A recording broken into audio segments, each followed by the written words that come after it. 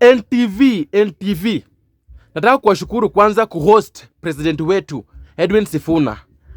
Lakini hamjafanya poa.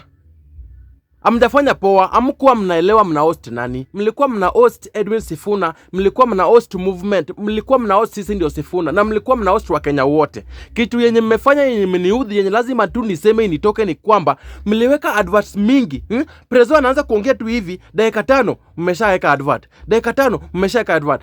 Ile interview yenye mmefanyia Edwin Sifuna sio interview yenye inafaa.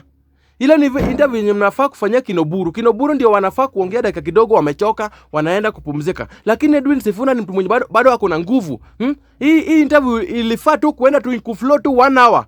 Sasa nyinyi Edwin Sifuna president anaanza kusema kitu ya maana, mmemkata. Sijui tunaenda shops. Sijui tunaenda wapi. Sasa nataka kuambia hivi, host wenye wana host watu hapo NTV, next time mkiita our president sisi ndio Sifuna, mjue ya kwamba mna host Kenya mzima. Na hata hizo advert tunaonanga kila siku. Sio lazima leo ndio mngekatakata. Mna cut conversation bwana. Mna cut conversation. Sasa nataka kuambia hivi, next time mkiita, hata iwe Babu Owino, hata iwe James Orengo, iwe kiongozi yoyote kutoka team Linda Mwananchi, the interview must flow. Iende 1 hour and above.